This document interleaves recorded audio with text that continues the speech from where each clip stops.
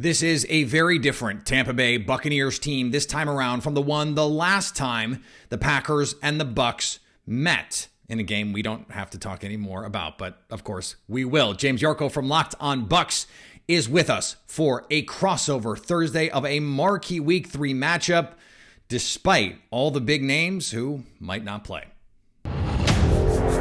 You are Locked on Packers, your daily Green Bay Packers podcast. Part of the Locked On Podcast Network. Your team every day.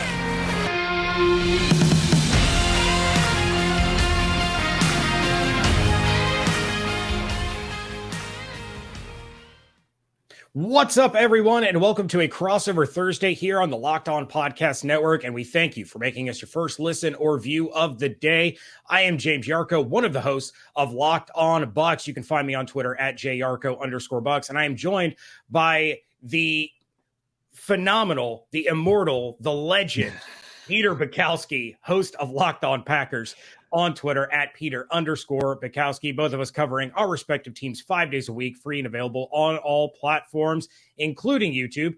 Once again, we thank you for making the Locked On crossover special your first listen or view of the day. Crossover Thursday is presented by our friends at Prize Picks. Prize Picks is so much fun and it's easy to play. No competing with other players, just you versus the projections available. Pick 2 to 5 players, and if they score more or less than their Prize Picks projection, you can win up to 10 times your money on your entry. It can literally take less than 60 seconds to enter. It's that easy. We love Prize Picks, and we know you will too. First-time users can receive a 100% instant deposit match up to $100 with promo code LOCKED ON. That's prizepicks.com, promo code LOCKED ON. Peter, it's great to see you. Great to do a show with you. We've done some stuff before for Locked On NFL, but I get to fill in this week on Crossover Thursday. Excited to talk Bucs Packers with you. So let's kick things off with the Packers side of the football. They're 1-1. They lose to Minnesota, and then as they normally do, you could set your watch by it, they beat the Chicago Bears. But heading into this game, what is the top story for the Green Bay Packers? I think this week it might be different than some other weeks. This week it is I think a lot more about, can they take advantage of what's going on with the Tampa Bay offense? I think in a different week, you'd be much more worried about what's happening with Tampa's defense. They're, once again, awesome on that side of the ball, right? But I think when you're looking at this team now, the last time you and I did one of these was for a game played in January a couple of years ago. We don't have to speak any more about that. We will. But I'm sure we will. That was so much about, how do they stop Godwin and Evans and Gronk and Leonard Fournette and Tom Brady and this incredible offensive line? And we just sort of, I guess I sort of just assumed, the Packers are going to be able to score. They scored on everyone that year, even the Bucs in the opening of that, before Aaron Rodgers decided to just lose his mind and start throwing to the wrong team, which is a thing he never does. Except in Tampa. That's the weird thing about his NFL career, is he just loves to turn the ball over in Tampa and nowhere else. But I think with now the confirmed suspension of Mike Evans, the uncertainty about Chris Godwin as we're recording this, he didn't practice on Wednesday in the part of the practice that was open to the media. You have a backup left tackle who's now hurt. And so now you're like on the third string left tackle. You're dealing with a rookie at left guard, a backup at center, and this Packers pass rush, if you look at the league leaders in pressures, right now it's Preston Smith, Rashawn Gary, and Kenny Clark are all in the top 6 in terms of pressures. Kenny Clark has the same number of pressures as Aaron Donald in half the pass rush reps. He has been a monster in that department. And so it's like, okay, is Joe Barry going to play the umbrella passive style of coverage that we've seen, or is he going to do kind of what Mike Pettin did and say, no, this is man coverage time? That's the only way to beat the Bucs. The Saints have laid that blueprint. You have to play press man and try and disrupt the timing. Are they going to do that? We don't know. I guess from the flip side of that, I have to imagine that's part of the storyline here for Tampa Bay. What are you looking at from your end of like, okay, this is a team that the offense has not gotten going. The defense looks much the same, but now Akeem Hicks dealing with plantar fascia. What is the big thing that you're keeping an eye on this week? The big thing, of course, and you've already mentioned it, is the offense, more specifically the pass catchers for Tampa Bay. I don't think Godwin is going to go this weekend. I would be shocked if he does. When all of this went down after the Cowboys game, I had kind of earmarked week 4 against the Kansas City Chiefs as to when I expected Chris Godwin to return. Now you're down Mike Evans. You don't know the status of Julio. I was leaning more towards he wasn't going to play against the New Orleans Saints, given that he was a true game time decision. I do think I'm leaning more towards he will play in this game. The question is how effective and how much will he play? So the Bucs go out and they sign Cole Beasley. They gave this big offseason free agent contract to Russell Gage, who can't seem to get a target outside of 5 yards beyond the line of scrimmage. You had Rashad Perryman, who again stepped up in a big moment for the Buccaneers against the Saints, much like he did in the win against the Buffalo Bills. You had Scotty Miller lead the team in targets against the New Orleans Saints, but still Packers killer Scotty Miller.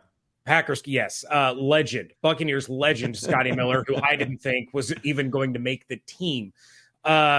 But he leads the team in targets in week 2, but only came away with 3 receptions. And you're seeing the gigantic void left by Rob Gronkowski. The tight end position just isn't getting the targets, isn't getting the receptions. Over the course of 2 games, the tight end position as a whole has 7 targets. 5 of those have gone to Cameron Brate. 2 of them have gone to Cade Otton. So it's all about, as you mentioned, the protection issues obviously are going to be a problem. So Brady has to get that ball out quickly if he's going to throw, and those routes have to be short, quick, and you're going to have to rely on playmaking in space. You're going to have to rely on just chipping away and moving the chains.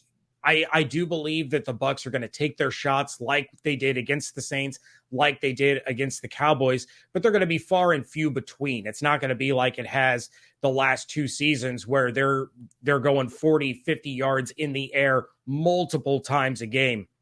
So it's extremely concerning what the offense is having to deal with right now in terms of injury and suspension. I don't think this is what Tom Brady thought he was signing up for when he came out of retirement after just a couple of weeks.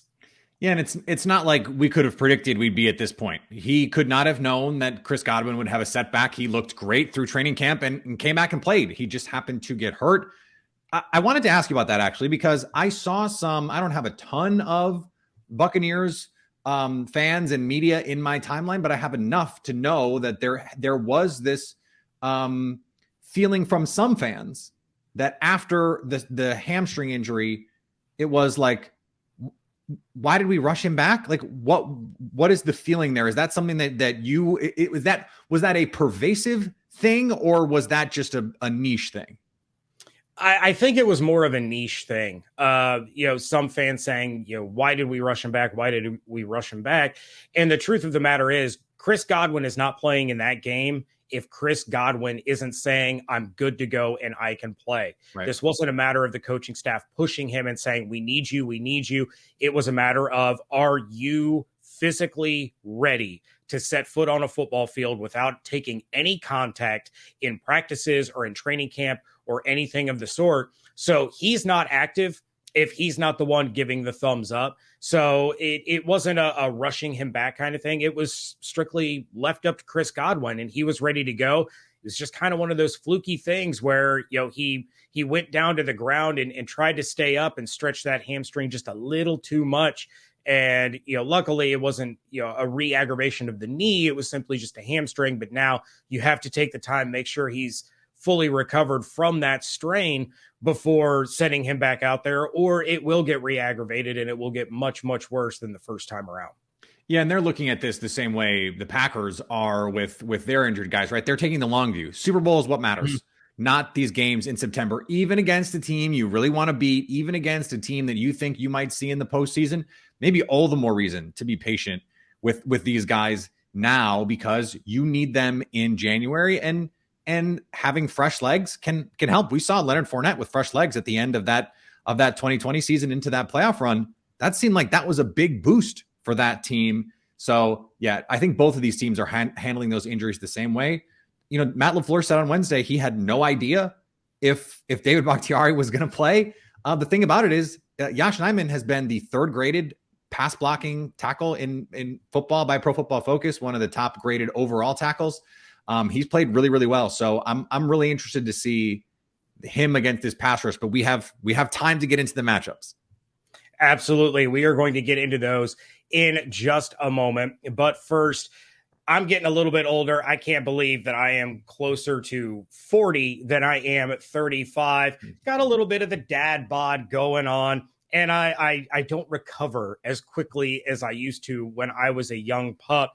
But looking for a way to get a little bit more energy, a little more pep in my step, and Nugenix is the type of thing that is helping me get there. I want more energy, chasing the kids around, getting up for work, staying up, watching football games, not a lot of sleep going on in this house. And Nugenix Total T Testosterone Booster with Testofen will help you turn back the clock, re-energize your workouts, get you better results at the gym, and help you feel like the man you really want to be. Nugenix Total T contains man-boosting key ingredients like Testofen. It has been validated in 5 clinical studies, shown to boost free testosterone levels in men.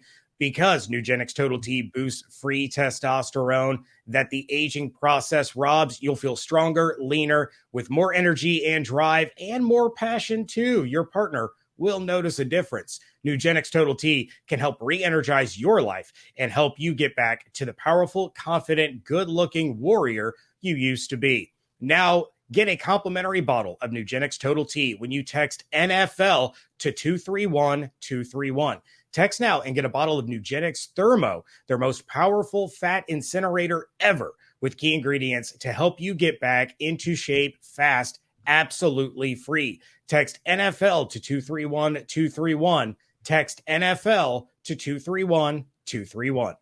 Thank you again for making us your first listen or view every day. A crossover episode talking Tampa Bay Buccaneers and Green Bay Packers. Peter, let's get into some of the key matchups that fans are going to want to keep an eye on. And we're going to start with the Packers side of the football once again. What is the key matchup that you think will help propel the Packers to victory in this one? I think it's running the ball. Can the Packers run the ball? And one of the reasons why they struggled in those matchups in 2020 and in that postseason was they couldn't effectively run the ball. And that Buccaneers run defense was so good. I've been making this point all week. That group was so good. Teams just said, we give up. We're just not going to do it. Like they just didn't even try to run the ball that season. And I think the Packers, they just can't take that approach. Now, this run defense so far through 2 games, this has been a very good Tampa Bay defense, not quite to the same level with the rushing defense. They're 15th in rushing defense DVOA. Yeah. Like that's a fine number. It's certainly much better than the Packers run defense right now, but the Packers have an elite rushing offense. We saw them beat the Bears basically single-handedly, and even against the Minnesota Vikings, when the offense did not score a lot of points, the run game averaged over 6 yards a carry in that game. They handled that game up front in the trenches. They get Elton Jenkins back last week. He immediately made a huge impact on that running game. They ran to the right. I don't want to say exclusively, but certainly more than they ran to the left. And part of that is Elton Jenkins is just that dude in terms of being a run blocker. They've gone to a more diverse group of schemes. They're not just a wide zone team. This is not just like Sean McVay. It's wide zone. It's play action off wide zone. No. They're bringing in duo and counter runs, gap runs. They killed the Bears with these pin and pull runs where you're getting Josh Myers and Yash Nijman out there on the move. They're really good in space. And so you're going to make those Buccaneers linebackers flow. Levante David, really good at that. Devin White is a really fast linebacker. But the Packers are going to make them sift through traffic, going to make them read. And that was the thing last week too.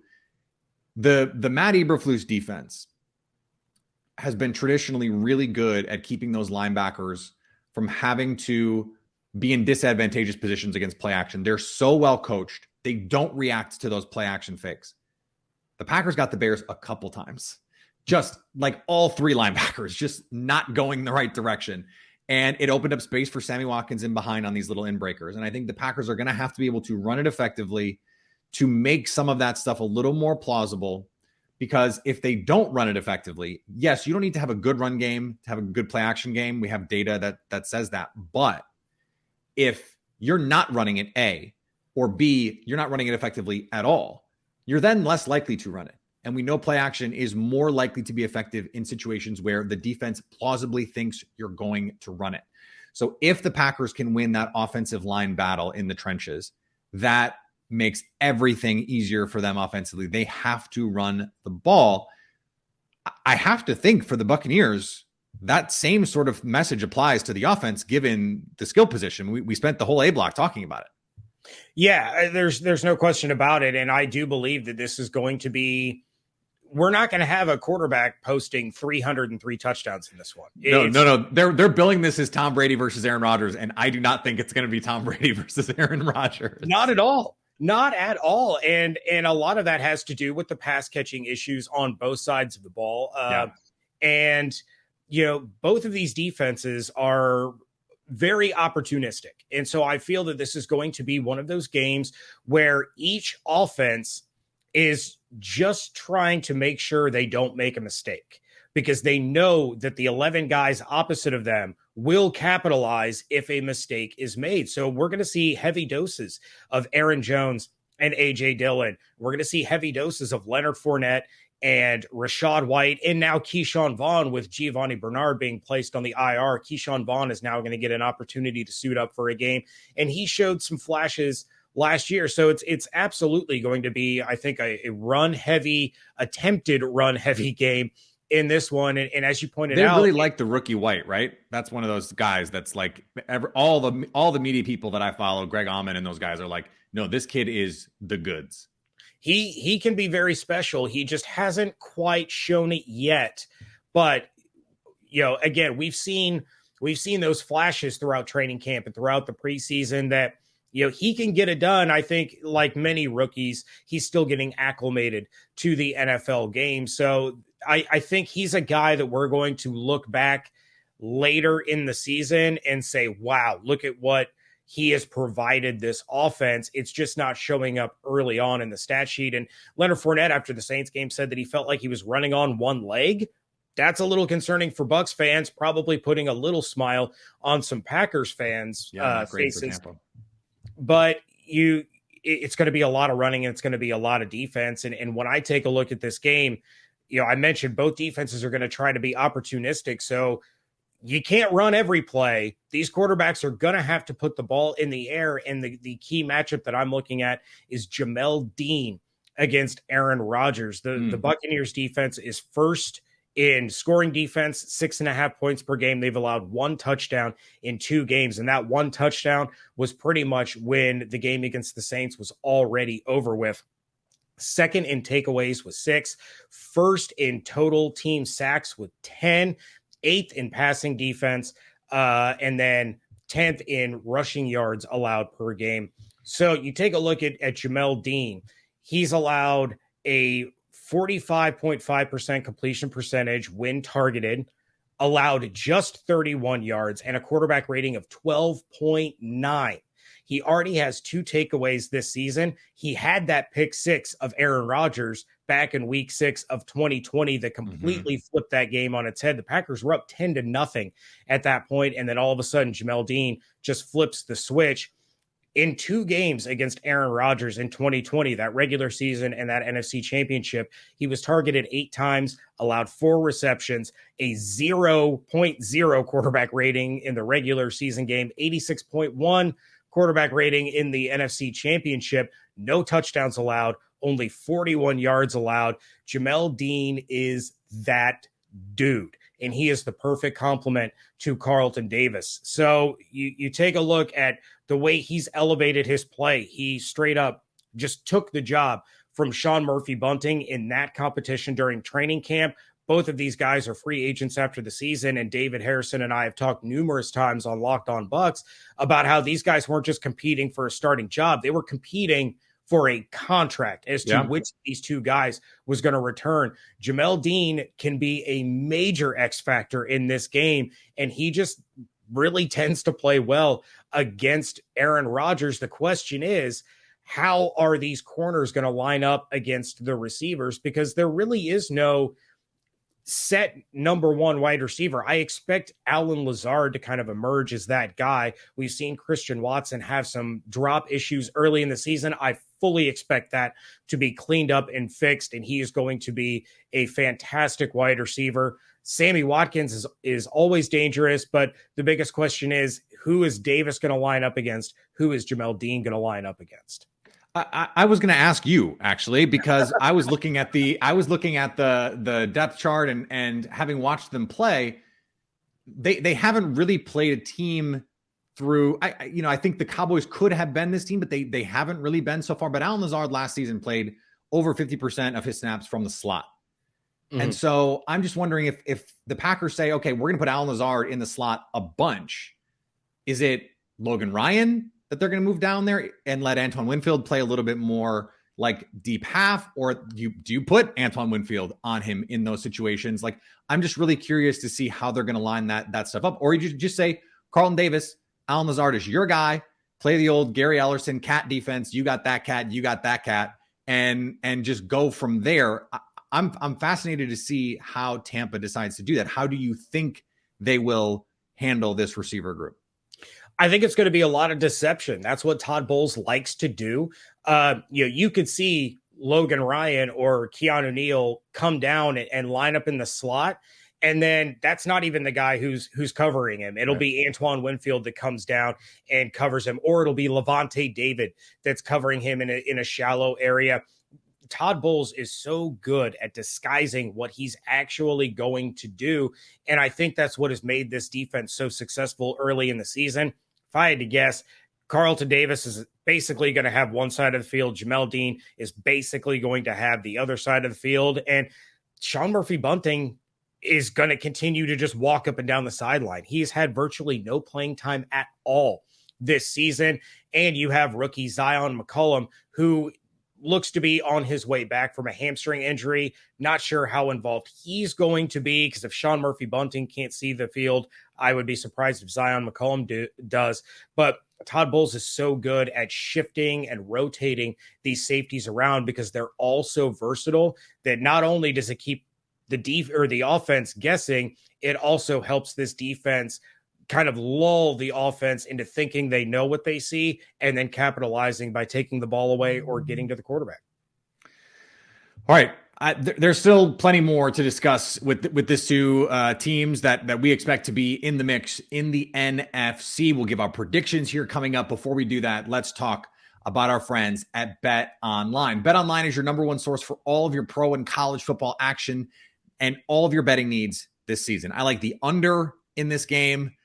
They almost couldn't set the line low enough for me not to like the under in this game. Find all of the latest football developments, game matchups, news, everything you need for this year's NFL season at Bet Online. They're your continued source for all of your sports wagering info. They have live betting. They do esports. Right now, there's plenty of fun golf stuff with the President's Cup here, boxing, MMA, and the NBA season right around the corner. Baseball playoffs right around the corner. Head to the website or use your mobile device to learn more about the trends and the action. Bet Online, where the game starts. All right, Peter Bukowski, Locked On Packers, here with James Yarcho from Locked On Bucs. Thanks for making these shows your first listen every day. So here's what I've been saying all week. This is a game that the Packers have to win given the state of the Tampa Bay Buccaneers team. If for no other reason than mentally, it is just such a boost. The Packers had issues with San Francisco. They get blown out of the regular season in 2019. They get blown out of the playoffs in the end of that season. They come out and they beat a banged-up 49ers team on a Thursday night, and it felt like a weight was lifted off their shoulders, even just for the fans. But I think the players were feeling it a little bit too. Now, we don't have to talk about what happened in the playoffs this past season, but I do think it helped from a mental standpoint. the fans are going to go nuts if the Packers lose this game against a Bucs team as banged up as this one is right now. And the odds makers, by the way, agree. They have Tampa as 1.5 point favorites. It was 2.5, even 3 to open, depending on when you looked at it. Our friends over at Bet Online. So I think that this is a game the Packers need, and it's a game that if I go back to that 2020 game, Marquez Valdes-Scantling was the best receiver on the field for the Packers in that championship game.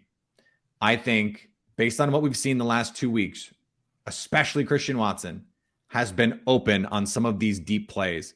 And I think they hit 1 or 2 of those, and that ends up being the difference in a game. Again, I think the Packers have to have, but still a low scoring kind of like 20-17 sort of game. I could even see like 17-14, like picture Dallas week 1, but with one offense on the Dallas side that's not as inept as that Dallas team was that day. I think it's going to look very similar. A lot of field goals, a lot of drives stalling out, some 3-and-outs, but ultimately the Packers get a win. James, what say you? This is a big one for both teams. Honestly, you took a look at this Buccaneers schedule: at Dallas, at New Orleans, home against the Packers, home against the Chiefs, and a lot of fans thinking the Bucs can escape 2-2, assuming they lose to the Saints. That's a win, especially given all the injuries and everything that's going on. But you take a look at the implications down the line. If the Buccaneers win, they're sitting at 3-0. They're 3-0 in the conference, and they have a head-to-head win against the Packers, who are then sitting at 1-2 in the NFC, and would have to overcome the Bucs record if they are, these two are competing for that number 1 seed at the end of the year. And Aaron Rodgers has struggled against these Buccaneers, especially in Tampa. He's 0-2 against the Brady-era Buccaneers. He's lost 3 of his 5 career matchups against the Bucs. One of them was in a creamsicled comeback led by Josh Freeman all those years ago. Bucs legend. Yeah, something like that. At the end of the day, defense is going to win the game. And I think the Buccaneers have the better defense right now. I expect another big time takeaway in a big moment in the second half that will either be returned for a touchdown or lead to a touchdown. And that's going to prove to be the difference. I'll take the Bucs 20-13. All right. So you like the Bucs and the points. Interesting perspective. Just to recap all of this, for the Packers, they need to run the ball and they need to stop the run. That is the deal for them if they want to win this game. If you can control the line of scrimmage in that way, and they have for 1.5 games done that. Their front has also been very good at creating pressure. They did it to Kirk Cousins. They did it to Justin Fields. As long as they're not busting these coverages in the back end like they did in week 1, I think they're going to have a good chance to slow down this Buccaneers team. I totally understand where you're coming from when you say, okay, this is going to be a low-scoring defensive battle, and so take the team with the better defense. I just think the gap between the guys and the surrounding cast right now for the Bucs and this Packers defense is bigger than the Packers offense and the Bucs defense, where I think that's a little bit more strength on strength. And so that's why I think the difference in this game is ultimately the Packers' ability to control the line of scrimmage in the run game.